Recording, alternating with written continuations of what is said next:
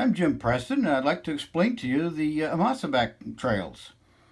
So this is the Amasaback region here. It's like a mesa top, and the Colorado River goes around it. And over this direction, we have Moab. Off in that direction, I don't know, was it 8 miles or something? This is Cane Creek Road that comes in to the area, and you can catch that either at McDonald's on the south end of town or 500 West on the north end of town. And you can cut past the hospital and come over here to Cane Creek Road. Very scenic along here, very nice drive. And then you come up to the area that we're going to be biking here. This is Potash Road. It cuts around, goes over towards Canyonlands, and the Portal Trail ends over here. This is the old, well, not the old. I mean, you still do Poison Spider Mesa, but it's a Jeep road and not that exciting for us anymore. But back in the day, it was pretty fun. And also, I'd like to mention these maps are over $2-3 at the bike shops. The money goes for supporting trail workers. We have Trail Mixes, Grand Counties Trail Effort. We have Bureau of Land Management, and we have the Moab Trails Alliance. All of these folks come together to make all of these different trails happen that we're looking at here. So we'll get down to here. We go to this parking lot usually. It's a nice big parking lot, and there's a toilet there for those who need it. Nice and convenient. Thank you, BLM.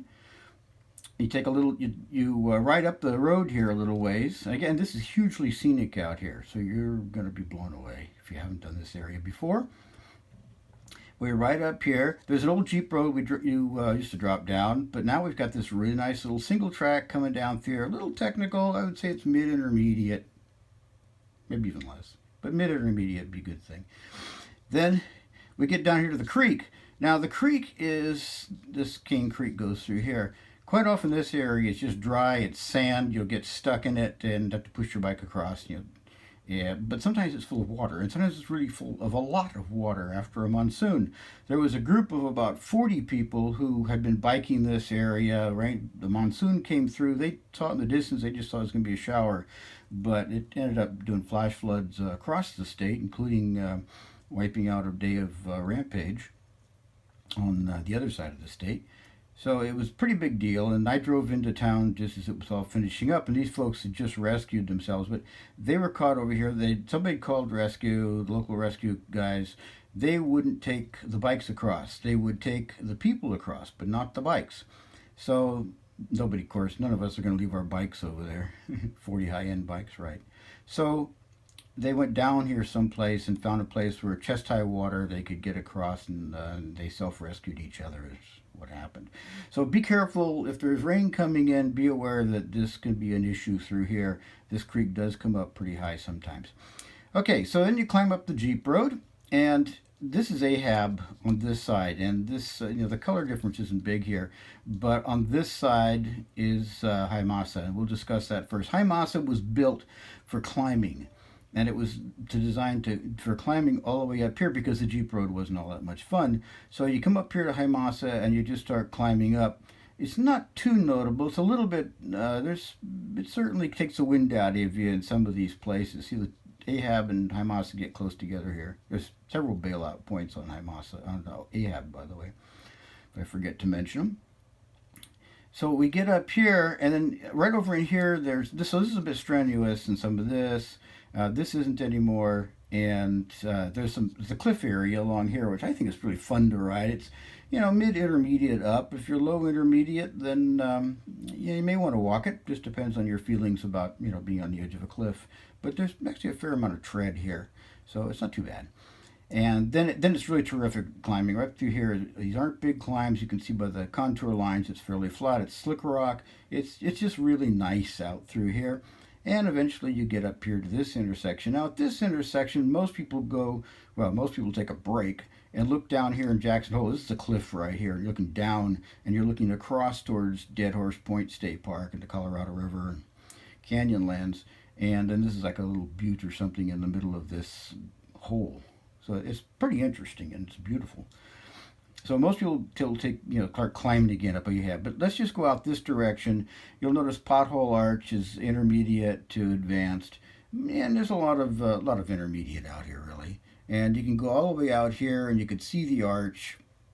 And then if you're particularly crazy, you can do Rockstacker and Jackson back down to here and climb up. Now, Rockstacker and Jackson are double blacks. And you don't want to, here's Rockstacker over here, here's Jackson. These are big rocks, and there's a lot of them. It isn't like you can bike intermediate for a ways and then, okay, get off your bike and walk a few feet. This is really gnarly stuff. It's on the edge of the cliff here. The rocks have been breaking off for years, and it's a mess. And there are a certain class of people who don't mind risking their necks to do these. So I do recommend them if you're in that if you're really an expert rider or very very very good agile advanced rider to be going through here. So now let's go back to where most of us mortals go, and we're going to come to here now. After you take your rest stop and your granola bar, there's a climb here, and it's not too bad, but you're getting some altitude, and if you've been living at sea level, you're going to feel it. If you've been living in Denver, you don't care. And you come up this way, and then you start dropping down. Now Ahab is it's full of surprises because you can't see the bottom of a lot of the drops until you're right there. Now they've ramped a fair number of them now, and they may be ramping them all someday. But anyway, it's generally you can roll off this stuff. You're just doing it at a very steep pitch, and it gets really exciting. And there's the cliff section also where you've got to they tell you to hike your bike. A little sign says hike your bike, but not everybody does that. But it does get a little hairy in places there, especially towards the end of that cliff section. There's an area of a few hundred feet, maybe 100 feet, that gets pretty hairy. So be careful about that. And this is all one way downhill, but this is the big attraction up there. This is what everybody's coming for, and it's on the weekends. It's very crowded, but even on a weekday in November, it can be fairly busy on that trail. So if you do stop and take in the views, then be sure, or you've crashed. Be sure to get your bike off the trail pretty quick because there's guys coming down here, guys and women, coming down pretty fast, and you don't want to be in their way. You want to let them flow on through. So just be aware that you might think you're on the trail, but moments later, you might think you're on the trail alone, but moments later, you're not. So that brings you back down here, then you just come back to the parking lot. And it's kind of fun. If you haven't been out here before, take a drive along here, drive out there a ways. It's very, very nice area. And really, that's Hamasaback.